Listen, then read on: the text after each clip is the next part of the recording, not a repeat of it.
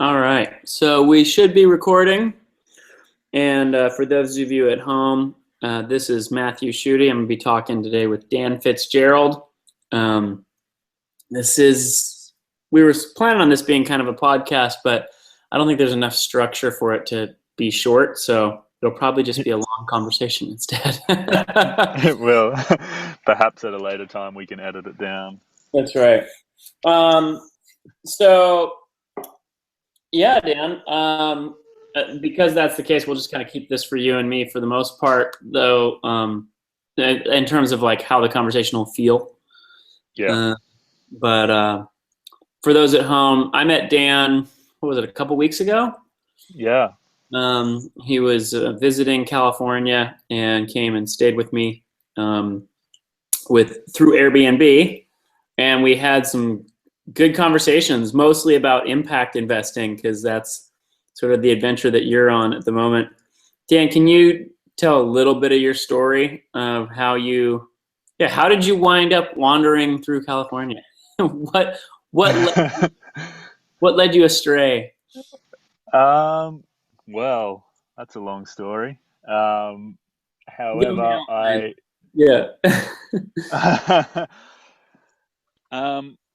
I'd been on this search, I guess, to align my personal and family values with, a way of earning a living. And I had this finance background that I'd worked in a corporate world previously and had not 100% connected with that world and sought a different way, which led me down the path of looking at more sustainable, conscious investment strategies, going beyond profit as being the ultimate goal of business. And as I developed that idea and a little business called the Conscious Investment Collective, the deeper I went into it and the more reading and research I did in the space led me to connect with a lot of folks, particularly in the Bay Area and Boulder, and just felt that I had to get over there and meet some people face to face and have conversations like we had, and no expectations beyond that. There was no kind of like business case of going over. It was more just an open to learning and listening and connecting and seeing where it flowed. And it certainly more than exceeded my expectations. Cool. And I think you got some good waves as well while you're over here. I did. We got lucky, but it sounds like it's continued to be good. So blessed this time of year. Yeah. So we had gotten into some deep conversations about impact investing and all that kind of stuff, and some of my and life. That's right. More than just impact investing. And let me ask you: is the audio okay? Yeah, it's really good. Okay, cool. I threw on a headset, so yeah. We had chatted about all kinds of stuff. A lot of it had to do with the complexity of impact investing, and like even how the cutting edge of impact investing is not that cutting edge, or impactful. Yeah, how there are a lot of tensions that exist there, and that sort of started diving into some of the work that I do with the folks on the metacurrency project and some other things around trying to build tools to enable new forms of regulation. But we've emailed a little bit since then, kind of, multi-part emails, like point 6B, point 7. Yeah. It's hard to know where to stop. Yeah. It's easier to pick up the phone. That's right. Do you want to gab about any of that stuff? I mean, I'm going to let you steer a bit. What do you feel inspired to like explore or dive into? I was super intrigued into what you were working on, because I think early on in one of our conversations, we came to sort of this common ground of the incentive structures of the economy and capitalism and maybe society being somewhat flawed,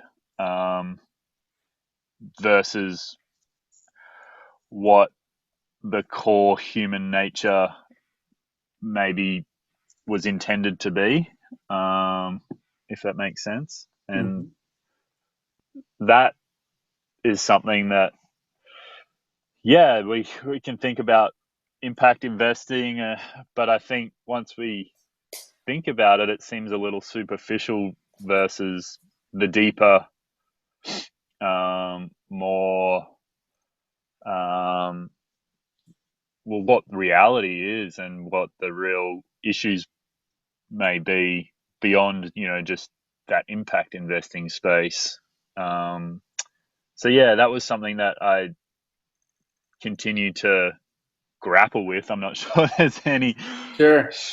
quick or short answer, but I certainly had, multiple conversations with folks who I guess have ended up in a similar place, and people, I guess, going deeper than that, just shifting the big end of town of capitalism to, from negative 100 for the environment and society to negative 75, which, That doesn't feel like that's great. it's gonna work, right? Yeah, that's great, and we're grateful that there's some improvement, but that's not the reinvention of those value structures that we spoke about and what you are working on, with the metacurrency project. And yeah, what I think of, there's multiple people out there kind of seeking to answer that question. Yeah. And to give anybody who's listening to this a bit of sort of a summary on that, basically, if you, this would be my like quick capsule guidance. If you start moving down the path of trying to figure out, hey, how can we structure all of this in ways that work well for humans and nature and yada yada yada yada, it kind of puts you down this rabbit hole where you pretty quickly move beyond economics, and just exchanges of value, and into regulation and the space of values and what is it that we value. And that's impact investing is interesting because because it's about investing, it frames the whole thing from a perspective of economics, but because it's about impact, it immediately starts bringing into account this recognition that, hey, there's more than just profit that matters. There are other things that are valuable as well. And a couple of the conversations that we had that I'll just kind of outline briefly. One had to do with the nature of values and valuation and how capitalism works. And so that was sort of like all about single currency systems. So if our primary tool in an investing marketplace is a single sort of currency structure, dollars or Aussie dollars or the yuan or whatever, fiat currency type structures that are tradable with one another, those end up in a capital market type system. It's not the capitalism that is the problem. A lot of people go, oh, it's because you can pay for the. No, that's not it. It's that the community is big, right? Yeah. And because the community is big, there's lots of information available. And in fact, there's so much information available that it's overwhelming. And that we as individuals aren't able to keep track of it all. And there are so many value judgments that we would have to make in order to be responsible, that it's completely overwhelming, and more importantly, the information is almost completely lacking, because in a really complex economy where you've got complex supply chains that stretch across the globe and are hundreds of layers deep in any direction, right? You go pick up a fork, and there's probably 100 different businesses between that were involved in the production of that fork. That's right.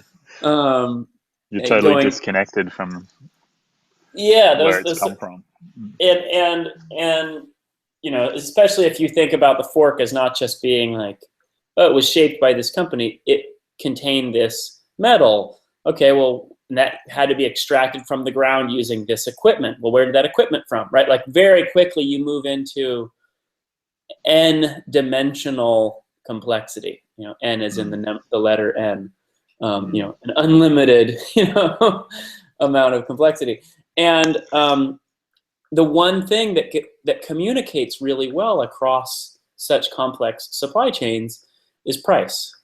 And if the price of something goes up, like the price of copper goes up, everything that uses copper goes up, every service that makes use of things that use copper go up, and the end customer can just look at one service and go, oh, that one's cheaper, and opt towards that one and not have to know why it's cheaper. They don't have to know all the details of the whole supply chain.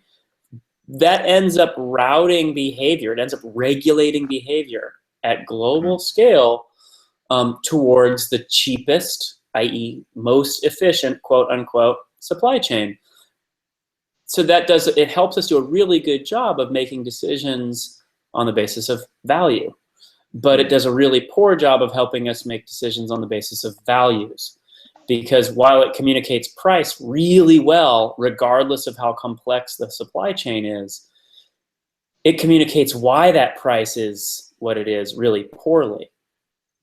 Because 3 steps removed from us, there may be a really cheap resource that is responsible for that low price, but we can't see that it's cheap because they were not treating their pollution, or they were using slave labor or underpaid labor, or externalizing costs in some other way.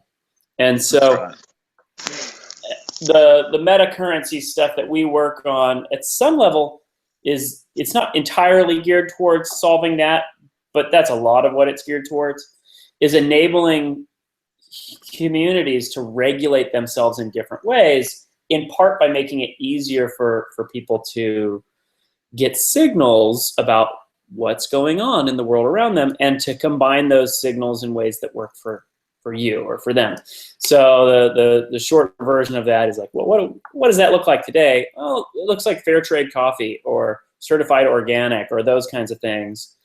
Those are signals that communicate information other than price across supply chains. Today, those versions are really sort of one size fits all. They're kind of expensive, and they end up. It would be wonderful if they communicated just, is it organic, right? But they don't. The cost of gaining that certification is high enough that the only things that gain that certification are businesses of a certain size, right? That's right. So they have this dual purpose of letting consumers see when something is organic, and only when that's a big business, right? And so part of the goal here is how do you build information systems? Because what we work on at the Metacurrency Project is basically trying to restructure the internet in ways that can enable communities to self-regulate. How do you build information systems that enable humans to leave signals for one another, gather and filter and select and weight and rank and et cetera, those signals, synthesize them in different ways, and republish them? So how do you enable us to rely upon one another for guidance when that guidance isn't one size fits all? When each of us may want to trust different sources, we care about different things. Some people really are interested in locally produced stuff. Other folks want to make sure that they are supporting the elderly, or that they're not supporting some kind of bigotry or racism, et cetera, et cetera. And those value sets are not just about what is right and wrong. The thing that makes them so complex is that they're about priorities, right? They're about what is more important. And the whole point of economics and regulation in general, but especially economics is useful because we occupy different places in terms of our priorities, right? The business that has gotten really good at producing forks because they've built up all kinds of machinery and supply chain relationships, et cetera, to acquire the materials to produce forks, they can make forks for really cheap. And for the individual who doesn't have all of that, it would take days and days, to produce a fork. And so their different position, their different perspective gives them a priority difference, which makes the business value the $5 more than the set of forks, and the consumer to value the set of forks more than the $5. And that's what enables transaction, right? And if you take that same concept and you look at any ecosystem, you see the same thing there. Within ecosystems, entities, organisms take different shapes and they play different roles. They're suited to eat different types of food and produce, other types of outputs. And each of them sees the world from their own perspective, right? And they're like, yep, I'm just looking for food. But when you look at the world from the perspective of one of their neighbors, they are doing a role. They are synthesizing resources in some way. They're processing things in some way. And sometimes they're a threat. Sometimes they are an ally. In general, the behaviors that tend to get favored in nature are collaborative. And we talked a little bit about that as well, but I will refrain from going into all the details on collaborative advantage for right now. So how's that for a summary / dive into the rabbit hole? That was great, Matt. I really enjoyed that. But I 100% agree with all of those sentiments, and that is, the question beyond price. And I guess what really intrigues me about what you are working on at the Metacurrency project, and I think there is like little things more and more popping up that do give citizens the opportunity to make those values judgments easier. And we spoke about a couple of new economy businesses that have made that process really transparent. But going beyond that to a whole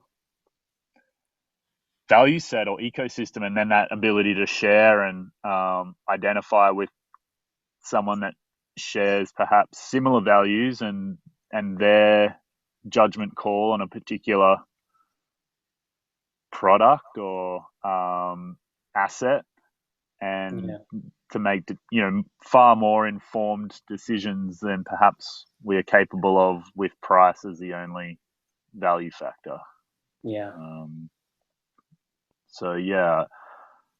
I'm not sure where exactly I was going with that.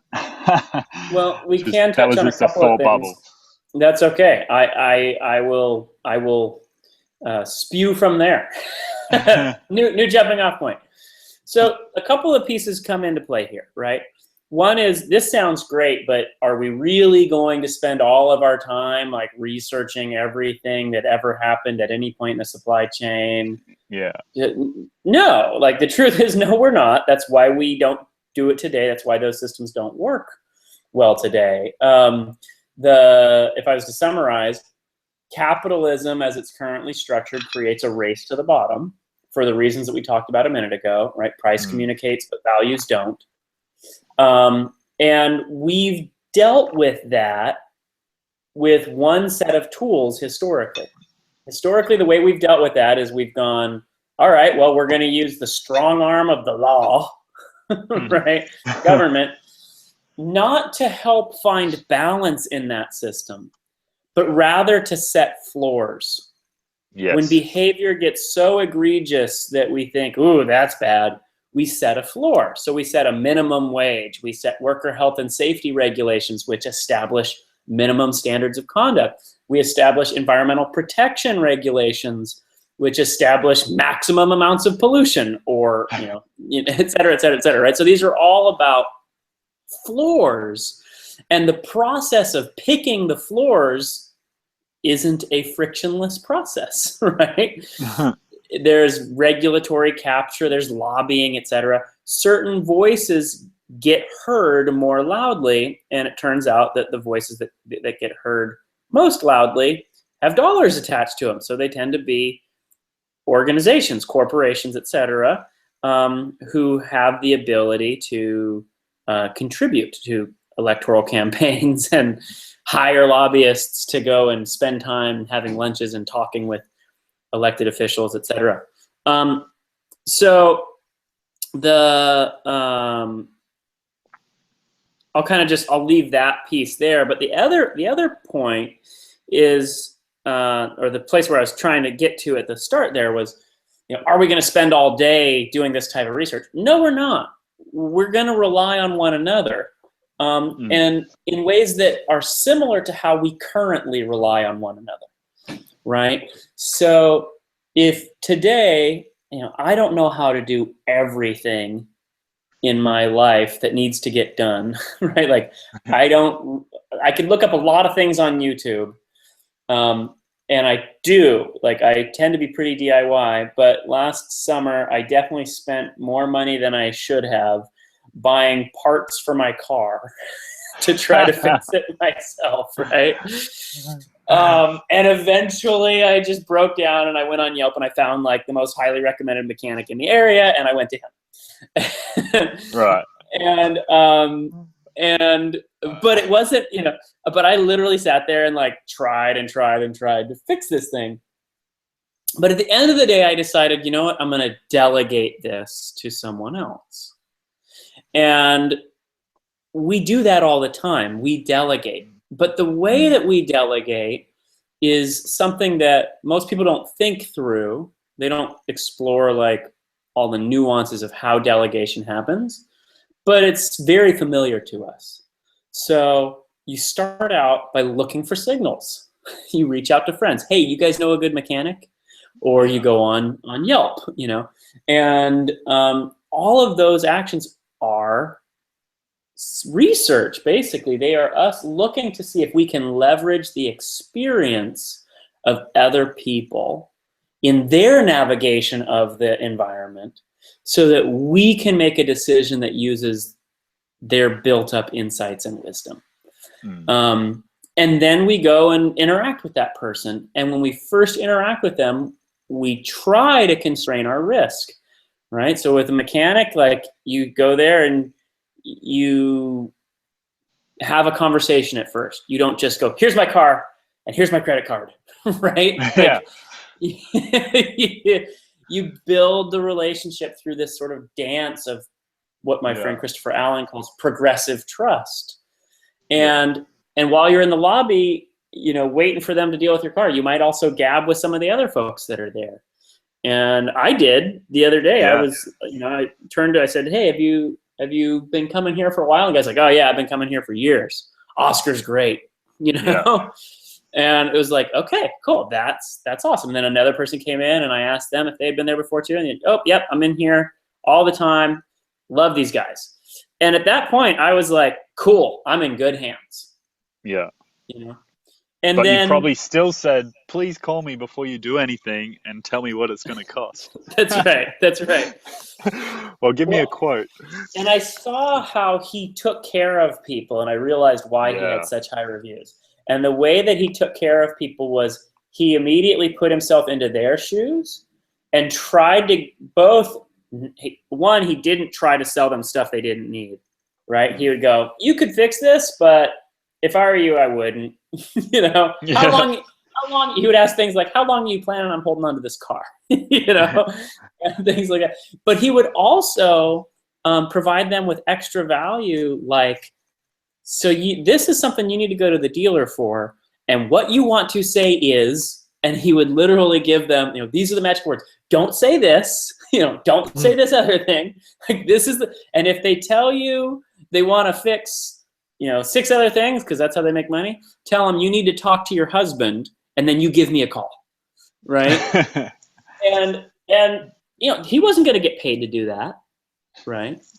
But he was investing in building the relationship, in taking care of them. And that made it so that over time, they came to feel like they could trust him and could delegate to him so that he could take care of problems for them that they couldn't take care of themselves. And when we experience that repeatedly, when we have multiple interactions with somebody where like they take better care of us than we could have taken care of us, we get trained really quickly to go, great, hand it to that guy. Yeah. And that's the right thing, right? And not that we don't, not that we want to stop paying attention. If the guy becomes a drug addict and starts taking advantage of us in some way, you know, whoa, we might need to change course. But that's how trust works. That's how delegation works. And at some level, that's how consent works, right? I might not know that my car needed, you know, I had an issue with my passenger side window not rolling down, and I had tried to diagnose it. I, you know, tried to replace the window motor and the, you know, the switch and all these different things, and none of it was working. So I finally took it in, and they tried all that stuff too, and none of it worked. And then eventually they got in touch with somebody at a deal. The first dealership was worthless, right? But they found a guy at the second dealership, and he was like, oh, turns out there are 2 switches from that year, and they got a second switch. It wasn't that either. It was the driver's side door switch. There was a short there.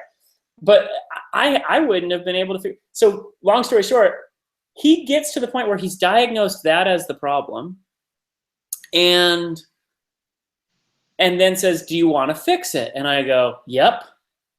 At that point, I've given consent, but that consent came largely on the basis of having built up an awareness of the situation, had built up some trust with him, etc. And when we look to things like the metacurrency project, which at some level becomes, you know, algorithms, humans relying upon not just machines, but other humans and the algorithms, the formulas that they have written, the feedback that they've left behind, etc. Sorry, somebody was calling. We end up delegating our decision-making, or portions of our decision-making, portions of our sensing of the landscape, to these algorithms, to these other people. And so the way that we're trying to structure all of that stuff is in ways that allow you to keep steering, right? So like, I might not, for me, in a way that's similar to what happened with me at the mechanic. I didn't investigate Oscar's history with recommending window switches for driver's side doors on 2004 Honda Elements, right? You know, I didn't need to look to that level of detail, because first off, there might not be any data there, right? Yeah. But I knew that he was good with cars, and that he had proven trustworthy to folks in the past, and he had proven trustworthy so far in his interactions with me. And so when it came time for me to rely on some guidance related to my car, I went, yep, in that domain, I'll rely on him. Now, if I get burned once or twice, if he fixes something and it doesn't work, and he fixes it again, it doesn't work, I'm gonna start going, maybe I need to look for some advice elsewhere. And that same thing is gonna happen in the digital space as well. And so that's why we're trying to structure these things in ways where, yeah, people can leave feedback on, you know, let's say a car service, but they can also leave feedback on the feedback, and they can leave feedback on on the structure in which the feedback was given. This is great, but it was a 10-point scale, and those tend to be really bad for these reasons, or whatever. The whole point being that, and this will kind of tie back to the beginning of the conversation, the whole point of all of this stuff is not how do you do better economics. It's how do you enable communities to regulate themselves more fluidly, to sense the environment that they are in. How do you enable the individuals in their in the community to sense their environment more effectively? Open parens, by relying on other people, close parens, so that they can better navigate, so that they can thrive. Yeah.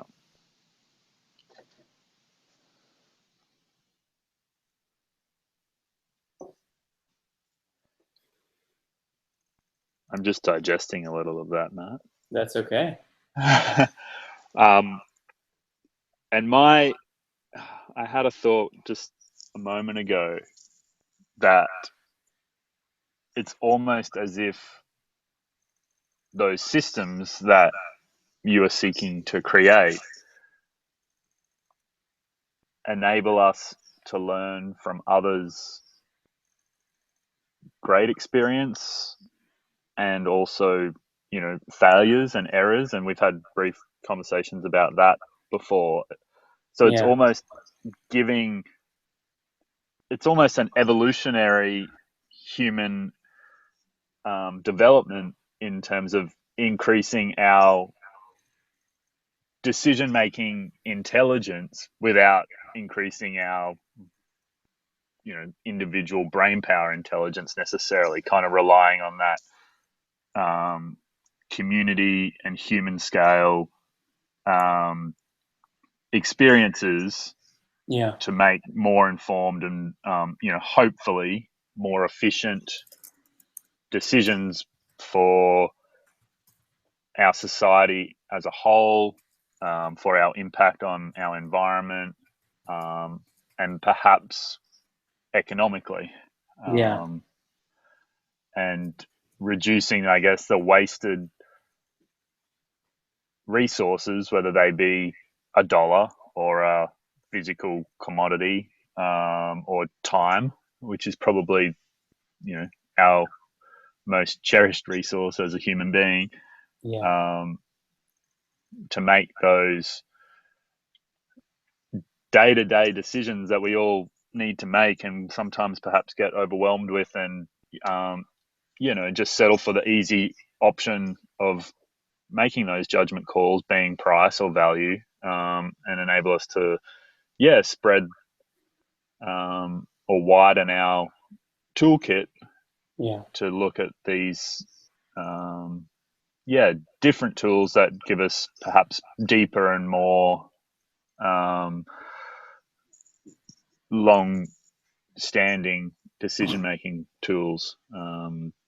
So that's what's so awesome, I think. And so kind of not revolutionary, maybe more evolutionary, but it does feel like it's kind of adding to that layers and layers of human intelligence,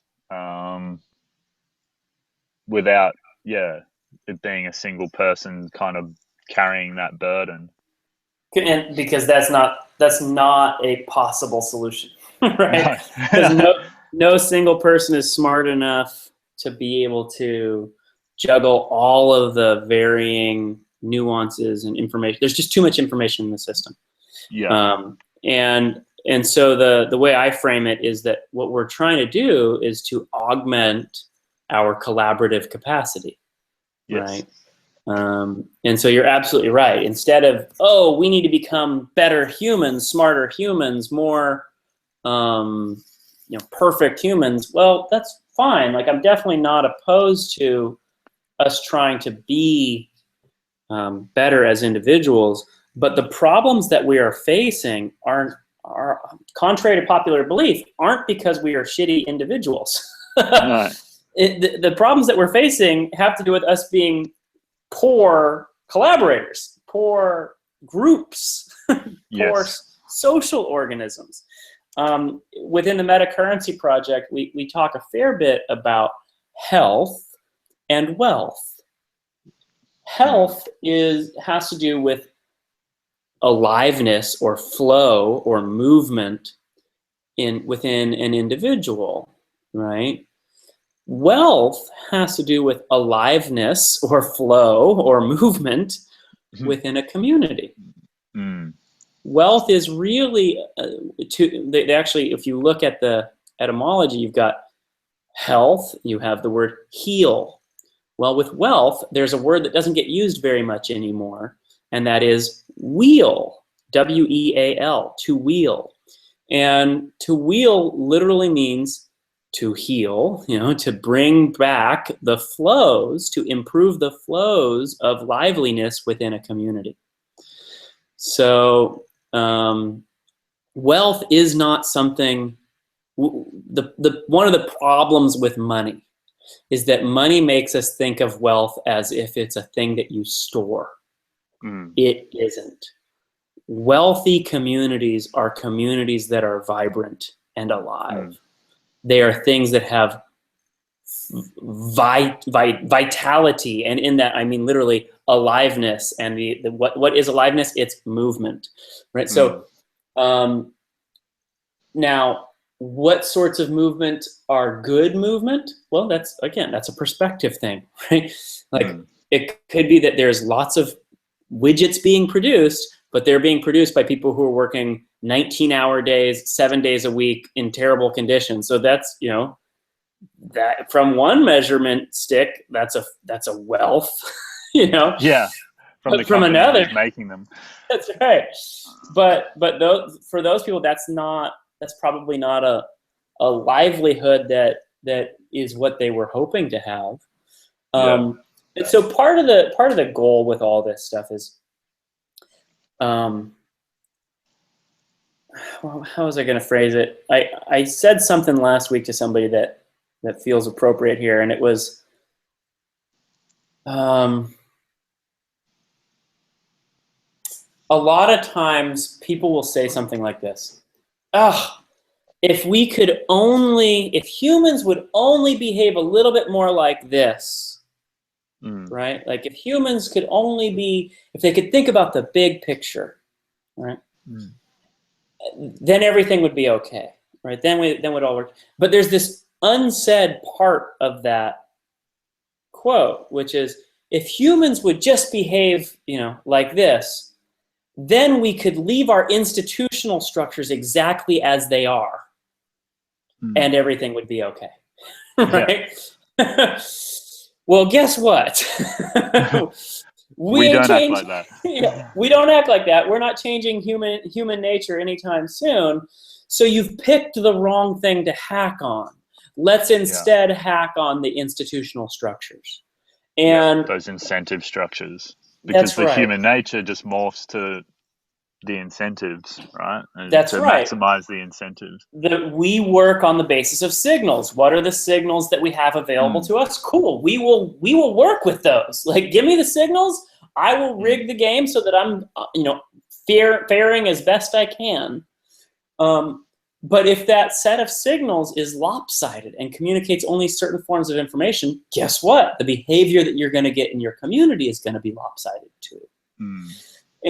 And so it's no accident that the solutions that we are proposing within the metacurrency group or metacurrency project, and that we're trying to build, tool sets to bring into being, it's no accident that those solutions look like villages. Like they look like how humans regulate themselves in small groups. And that's because, drum roll, ding, like that's our built-in natural regulatory system. However, it only works well at small scales because that's what our brains are capable of handling, information complexity-wise.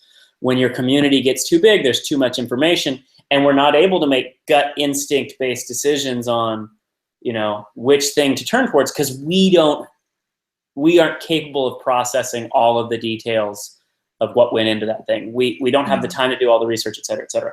So the whole focus is, okay, well, knowing that we're never going to gain infinite time, how do you enable people to leverage the efforts of others to surface information, right? Commenting on things, and it's a thumbs up in terms of how honest Oscar is, Yeah.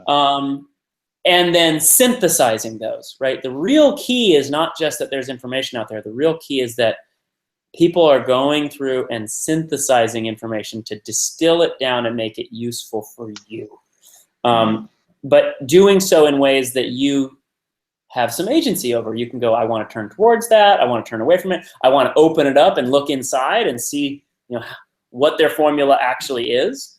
And all of those are different forms of agreement, right? Sometimes I'm going to be willing to share with you just the results. Other times I'm going to be willing to share with you all the details of how I got to those results. And that actually requires vulnerability on my part, right? If I do a whole bunch of work and then I show you the formula, that puts me in a different position relative to you, right? Than if I just do a whole bunch of work and show you the results.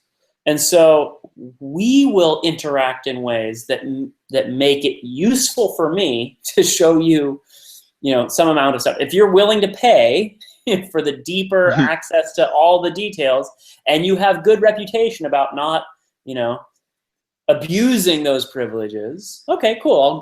I'll give you access to that. But it becomes a different regulatory structure. It's something that's much closer to how we're used to navigating friendships and relationships. It just happens at larger scale. But you're able to zoom in and out across levels of synthesis, right? So if things are going great, cool, you're operating way up high and you're just relying upon really well synthesized information to steer you. It's when something breaks or when you're super sensitive, you're like, man, I got a lot of skin on the line here. Like, this is going to be a lot of money.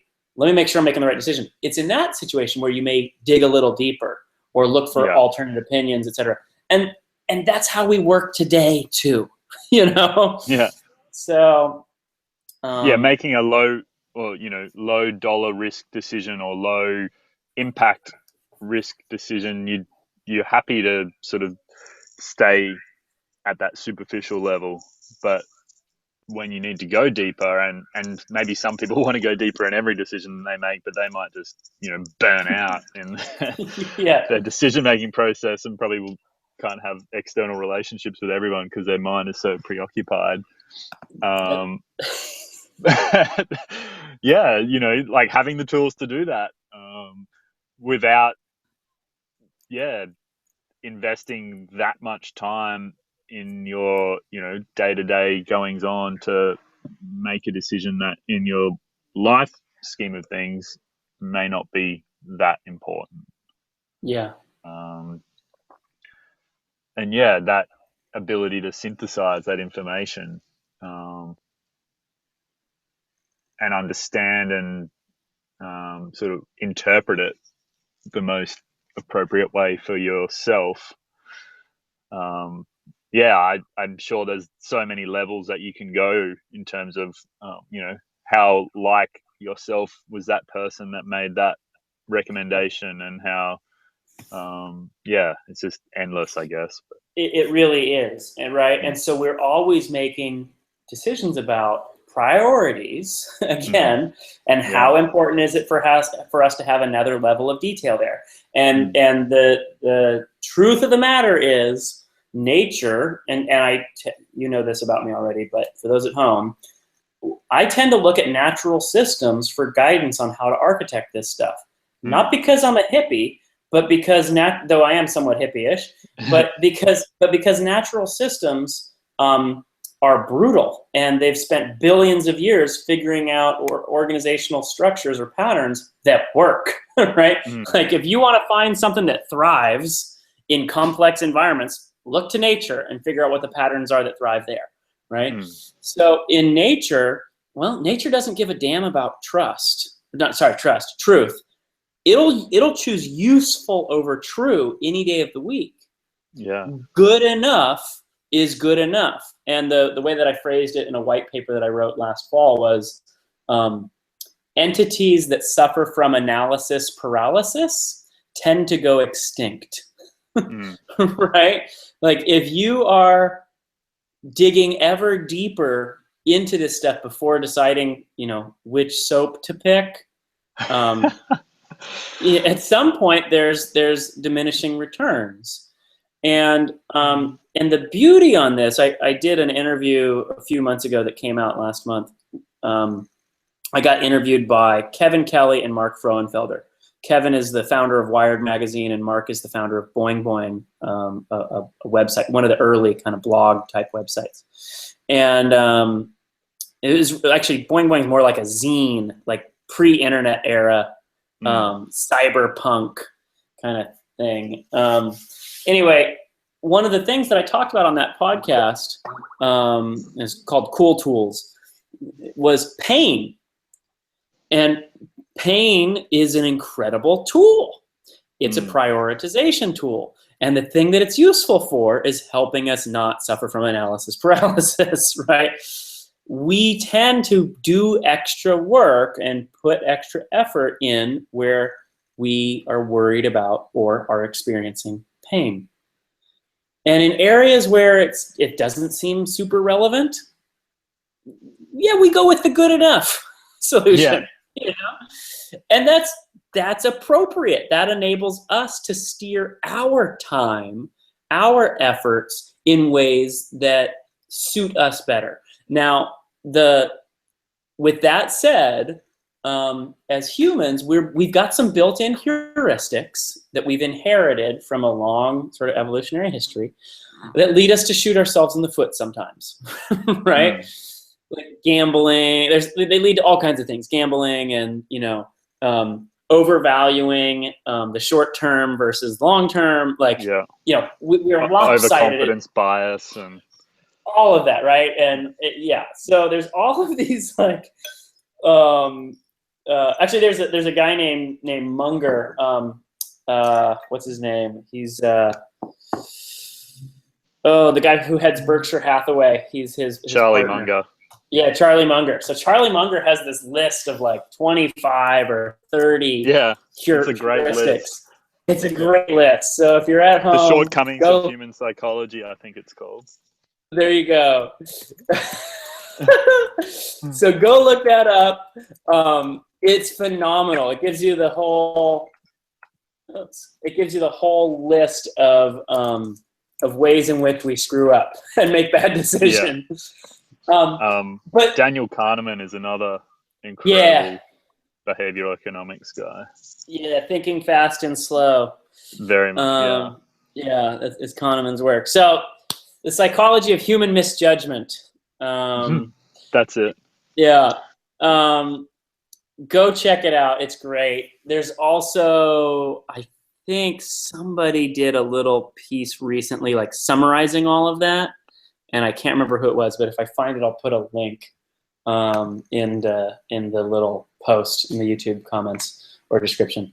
So the whole point of that is, as humans, we screw up a lot, right? But those tendencies in general are good enough. And part of the goal with tools is to augment our tendencies. Munger created some tools. Some of those tools are checklists. A checklist is a really useful tool because it helps you, it can help you to check yourself against the things that you've figured out over time. Wow, I suffer from making these mistakes, and you can have similar things operating within digital systems as well, right?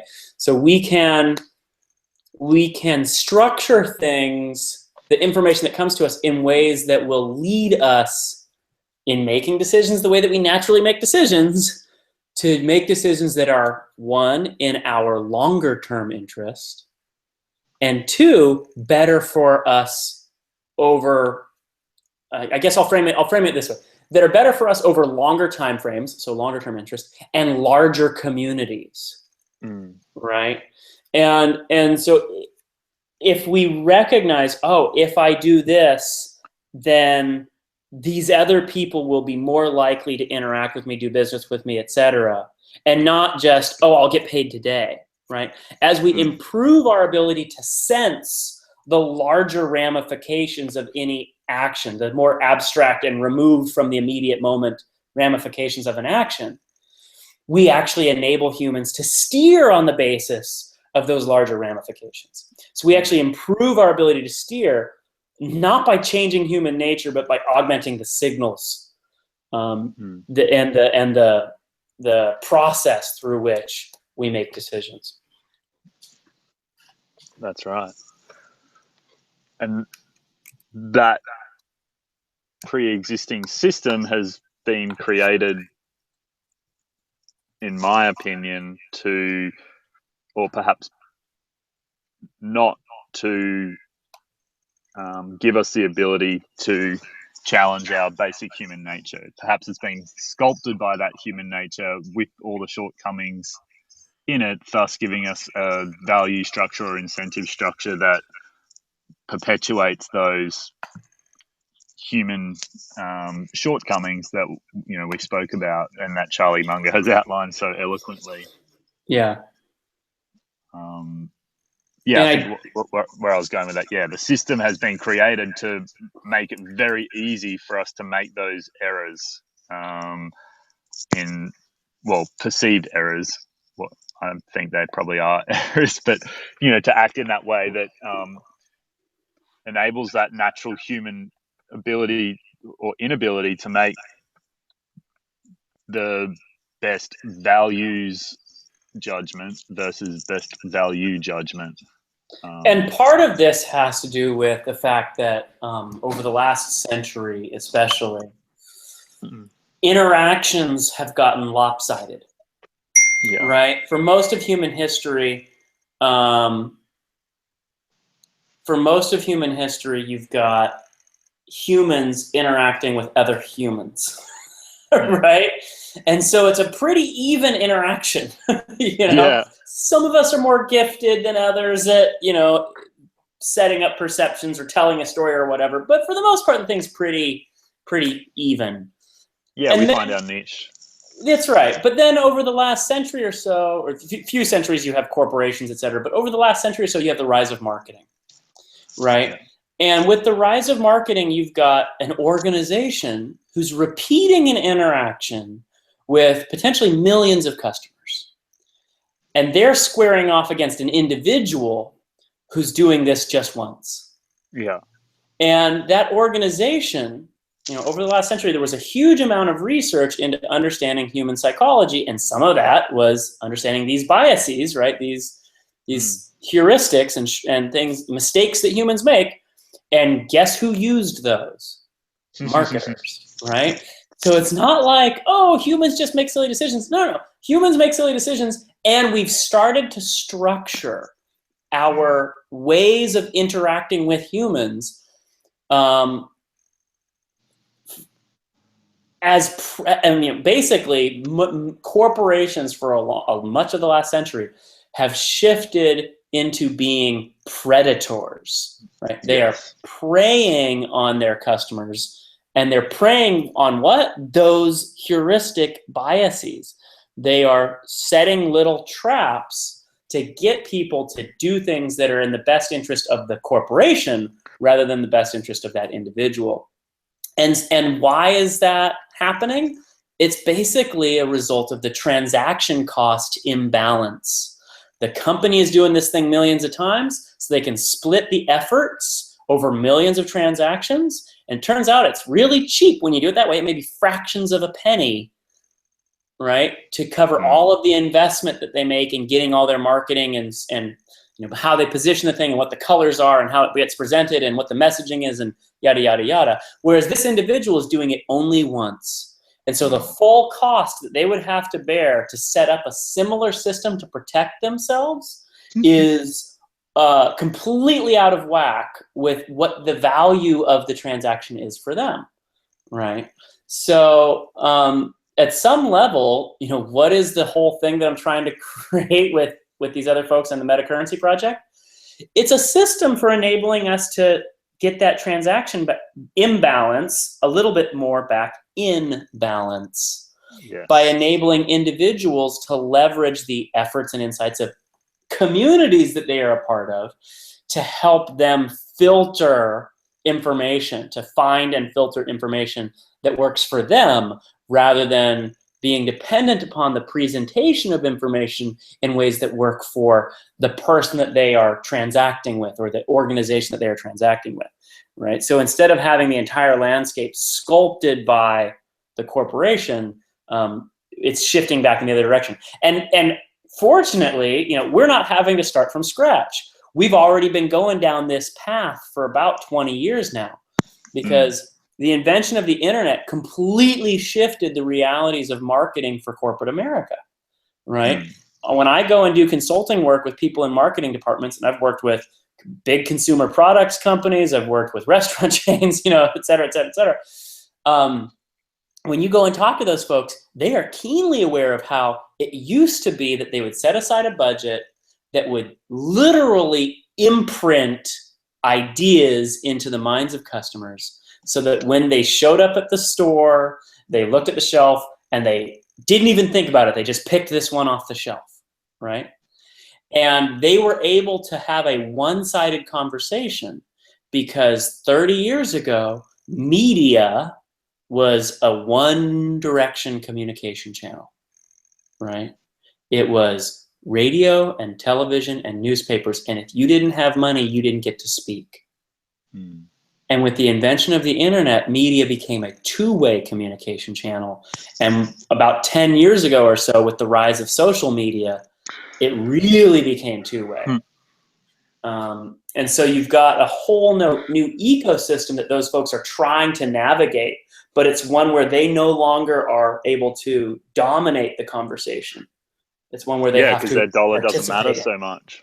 That's right. They are just participants with dollars, right? But they're just participants in the conversation, as opposed to being literally the folks who were able to sculpt the entire conversation in previous eras.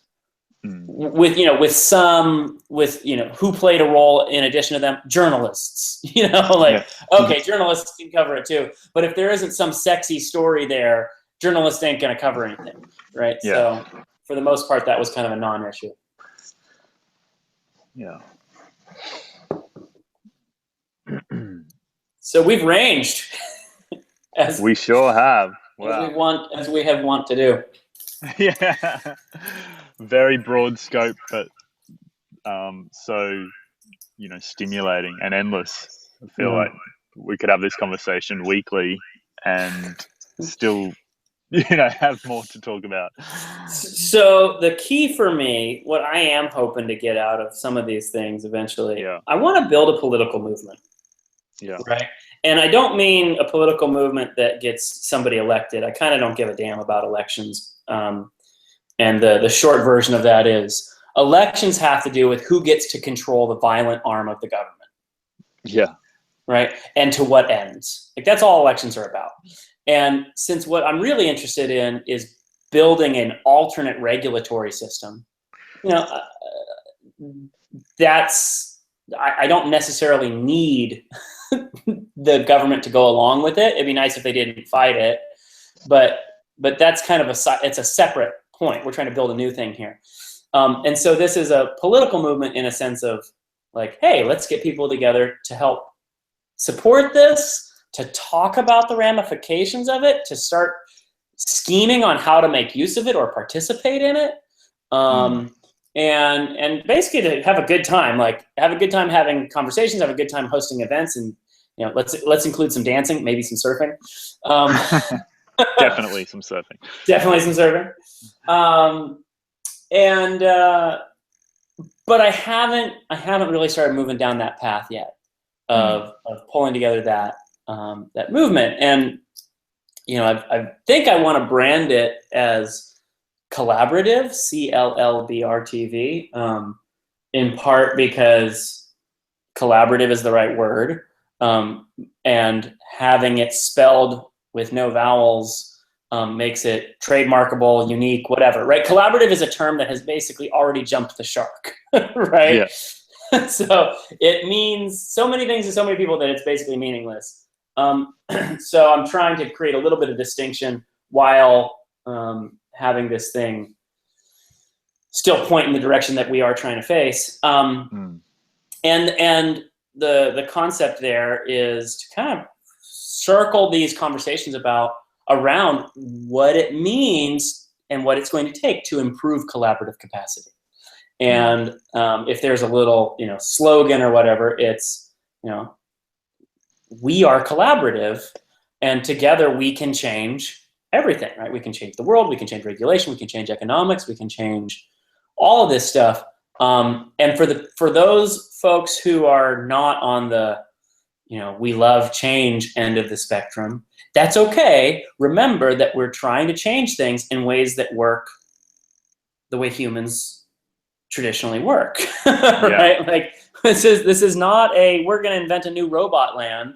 This is, hey, let's do this stuff the way that we've always done it, but that's broken down more recently because we are now operating at scales that we've never operated at before. So let's augment this stuff so that it starts to work at the scales that we're already operating at. Yeah, back to human scale. Or I guess the way to frame it is, how do we make human scale global scale? Yes. Right? And how do we build tools that enable humans to handle stuff at global scale without it feeling overwhelming, right? Because the truth is, like, if I go to the grocery store and I'm buying bread for the first time, I may do some research to figure out, which bread is good and tasty and, healthy and locally produced and whatever, right? But the next time I'm just going to go buy that same bread again. Yeah, if you had a pleasant experience. If it worked for me, and nobody in my family circle is going, I can't believe you bought that, Yeah. I'm just going to go buy the bread again.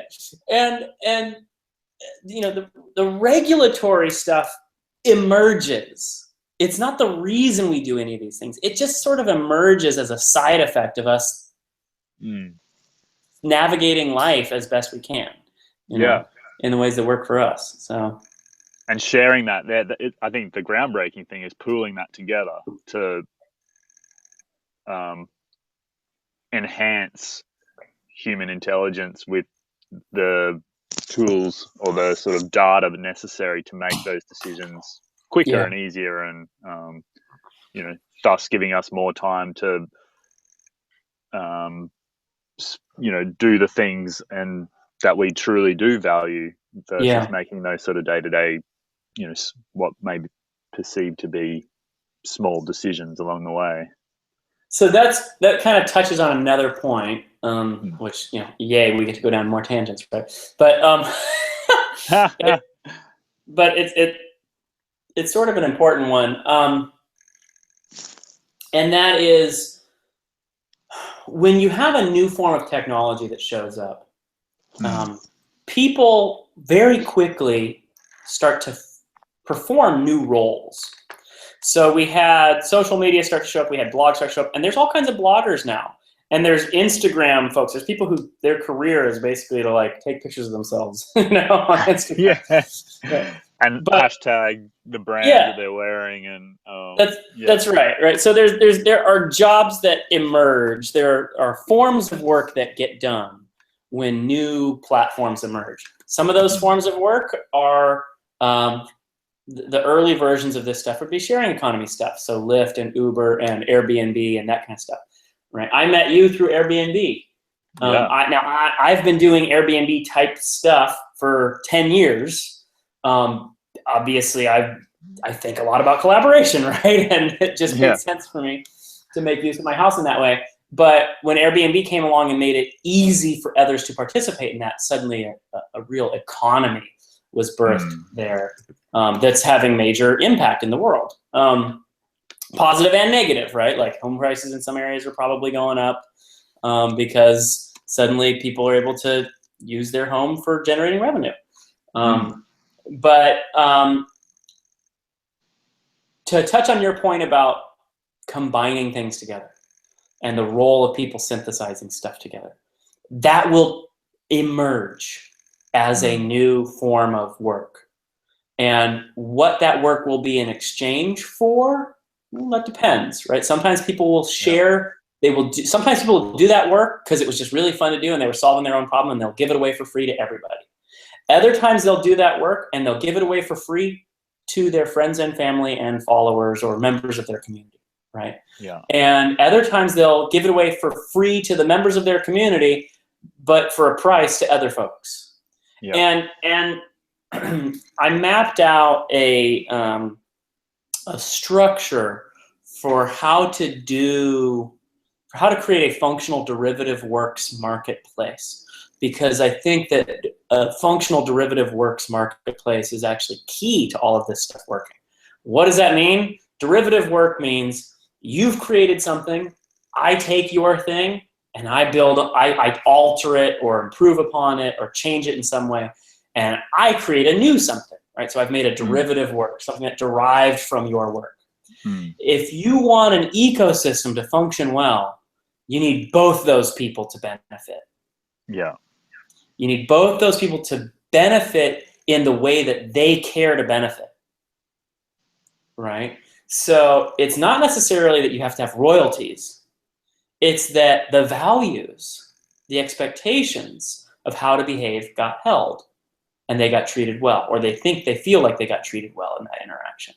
You know, if I gave it away and I said, hey, you know, you can use this, but if you make some money on it, you know, pay me, right? And somebody does something new with it and they use it in a car commercial and they make $1 million and they don't pay anything back. Well, that would suck, right? I've kind of, without going into all the details on how it works, not because I don't want to talk about it, I'd love to talk about that, but just for the sake of time. The key there is you actually need the type of structures that we're building with metacurrency in order for that thing to function. Yeah. And in part because you need a different regulatory system to be what you rely upon. Right now, the way that we do that stuff is either we create licenses, and what a license really means is I have intellectual property that I could go to court and, you know, sue you for using my intellectual property without my permission. And so the regulatory system underlying that is the threat of lawsuit or, you know, violent power of the government. That's a really expensive path, right? It costs a lot of money to go do a lawsuit. And so it's only useful for really expensive cases, right? But if you want this stuff to work on the scales that we're talking about, it has to work for really small cases that are not expensive. It has to work for little tiny interactions. And so you actually have to have a different regulatory footing or foundation to get this stuff thriving, to get the members of that community regulating behavior in functional ways, in ways that work for the members of that community. And again, what does regulating behavior in functional ways mean? It means that it leads to vitality or flow. It leads to aliveness. It leads to activity, right? It leads people to creating things and communicating them. So what leads to that? It's exactly the stuff we were talking about before, right? It is, hey, you actually end up having to not only have people who are subscribing to information be able to get access to, you know, all the details of what they want, et cetera, to help them steer. You actually also need the people who are publishing information to have the same type of stuff, right? So the key, I believe, to a derivative works marketplace is criteria-based publication, right? Yeah. I am publishing this thing on the basis of these criteria. If you satisfy these criteria, you can have it, right?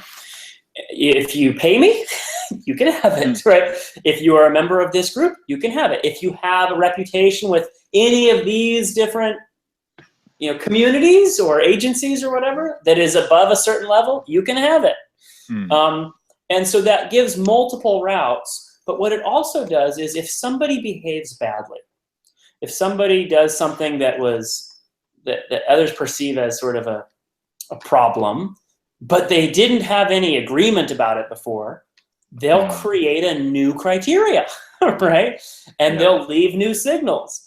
And in general, the way that reputation systems function is if people have built up a significant amount of history and reputation, well, there's some value there. And in those kinds of situations, negative feedback can be really powerful, right? Because you're polluting a valuable resource. And so people, don't want negative feedback. But in general, it's the accrual of positive feedback that is what leads communities to steer well, because people can just throw away an old. If you're steering on the basis of negative feedback, if it's like, hey, as long as you don't have a mark, you're fine, then people will just create a new entity, create a new name, a new pseudonym that doesn't have any marks, no blemishes, and then they'll go access it with that. And so generally, you actually want to build these things in kind of credit system type ways, right? Like you build up credit over time, and then people who care about those types of credit go, yep, he seems fine to play with, or I'll give him a discount or whatever. But similar to the stuff we were talking about earlier with progressive trust, it's that same thing, except at this is talking about how do you get access to the guidance? How do you structure your relationship with somebody who's synthesizing all that information in ways that work for you? And the beautiful part is it may be that it's pretty easy and really cheap because they're able to spread this stuff over lots of interactions. But the key here is that community of people who are publishing things, whether that's, wow, this place was great, thumbs up, or I'm synthesizing a whole bunch of reviews, and giving you the ability with a couple of dials to tweak it 10 different ways so it's useful for you. Regardless of what that form is, those people need to have control over how they're publishing and to whom. And then the folks who are subscribing similarly need to have control over who they are subscribing to and what they're willing to give up in return, right? They might be willing to give up some pay. They might be willing to let the folks know, what they're contributing some data back, et cetera, et cetera, et cetera. And they will work out some agreement there. That almost sends me down a whole nother path about data and transparency and all that, but I may leave that for right now. Yeah. Yeah. This is the thing, you keep uncovering the next step in the process and the next sort of layer of where things are at. They all look similar though, right? Like the data stuff is just like the transaction cost stuff that we talked about with marketers, right? And so as those transaction cost imbalances decrease, as you come more into balance, you can make decisions about like, I'll let them see, where I'm at so they can send me a map that's relevant. Or I'll let them see where I'm at to within 10 miles of accuracy. So they can send me all of the maps for that 10-mile area, and then I can do the navigation locally. Right, so you start to be able to have more nuanced control over what the trade-off is. If you give up more detail about yourself, you can download a smaller subset of information to help you navigate the world.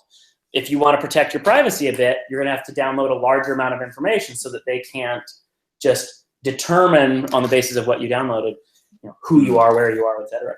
But those are trade-offs that we'll make, and we will often rely on others to help guide us in making going forward. Because otherwise, like you had said before, we'll spend all of our time doing that, and that's just not real. That's not realistic. I saw a term that I had not been sort of exposed to before, but I think captures this quite nicely, and that was progressive regression, in terms of we are looking back at those basic human nature qualities and natural systems, but moving forward to sort of enable us to re-engage our basic nature and decision-making processes, but in a modern world. And I thought that captured it really nicely. You probably, have come across that term before, but I really love. I actually have not. Yeah. That's an interesting one. That reminded I actually came across that through surfboard design. Tomo? Who? Ryan Lovelace. Okay. Because he's been spending a lot of time with George Greeno, but then channeling that into, he's making, I haven't told you, but yeah, when I was there, he was making a big wave gun with, a flex deck, basically, a 9.5, but with full flex. With Pendo, with Steve Pendarvis, or? I think he was just doing it on his own. He's going to enter it in the boardroom show down at Del Mar there, and it's for Camel, who's a big wave guy over here. Yeah. Camel's a legend, bro. He is, right? And this board was like mind blowing. When I was looking at it, I was going, "What is this?" It was like a Greeno spoon, but a 9.5, and wow. Wow. I can tell you more about that later. I got you now. Now I've got a very different vision in mind. Okay. So have you ever ridden a Greeno spoon? I haven't, no. I haven't either. I've always wanted to. Yeah. I got to get down there and visit soon, just because I want to cross paths with Greeno. I don't know how he's getting. Well, he hangs out at the end of my street most days. So I know. Under the trees.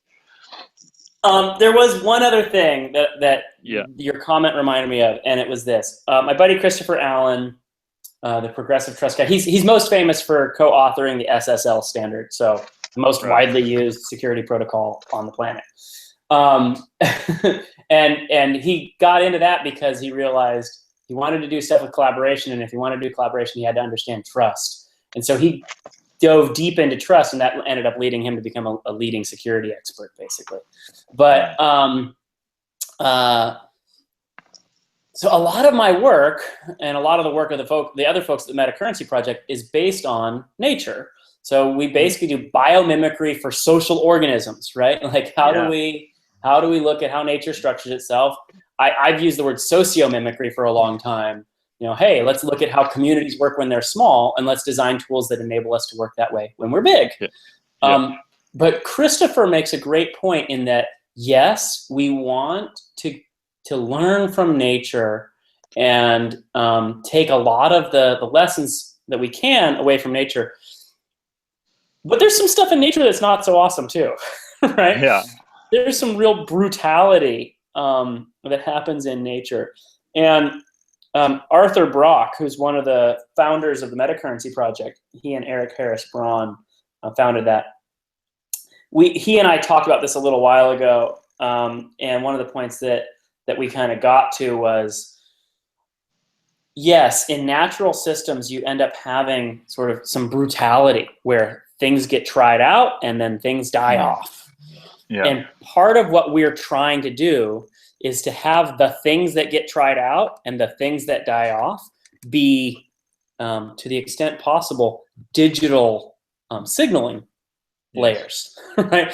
So you're having all of this death, all of the curative process. You're having a lot of that happen at that information layer.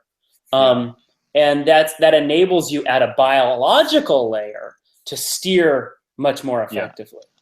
So it's evolutionary at a digital level rather than, a physical, biological level where people go through much pain and suffering to learn lessons.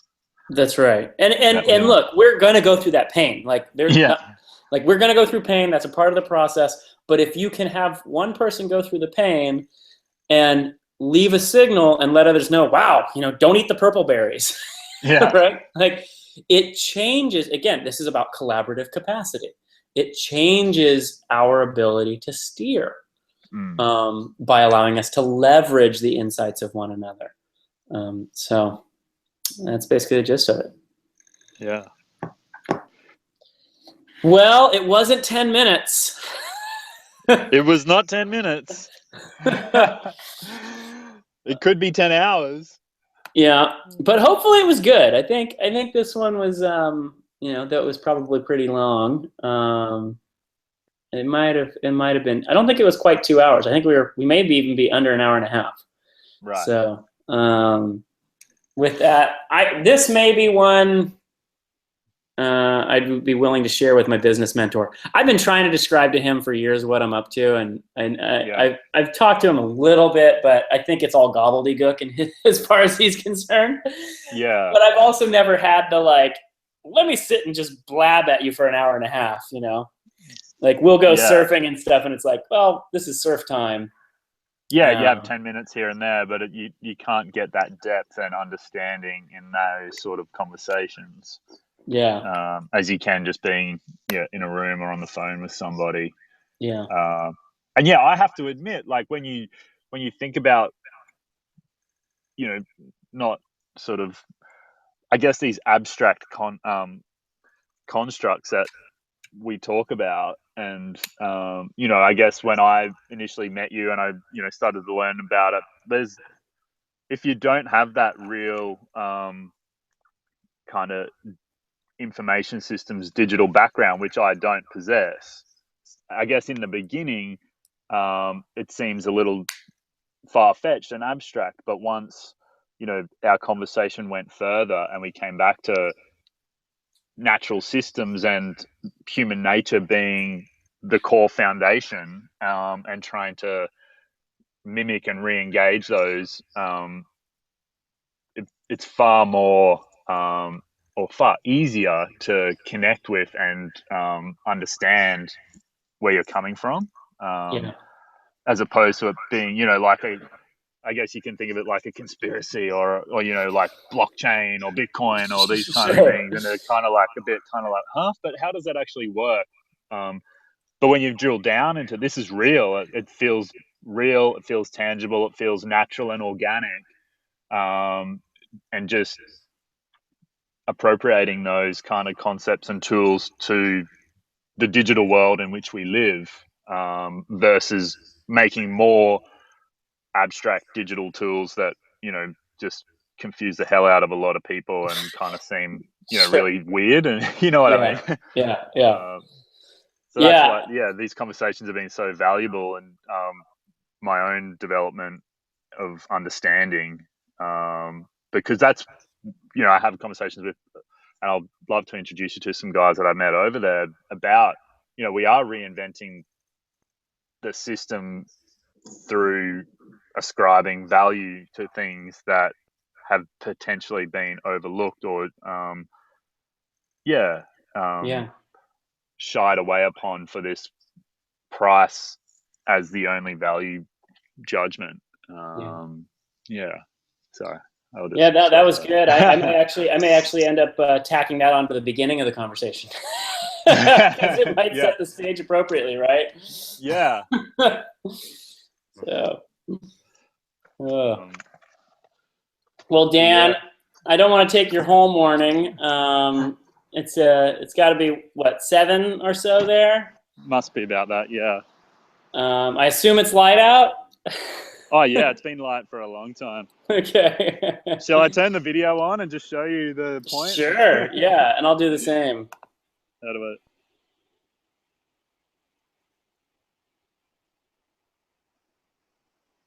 Does it come on? It was on for a second, and then it was off.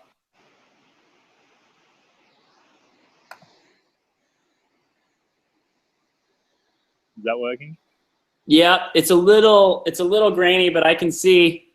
Can you see the Lennox headland off in the distance just there? I can, and I see a little right peeling. Yeah, there's kind of little teepees out there everywhere. Sounds terrible. There's a little right up there. But well, it's an outgoing tide, so I'm going to try and get out there. That's great. And thank you so much for the chat. And, thank you, Matt. And yeah, let's talk more. And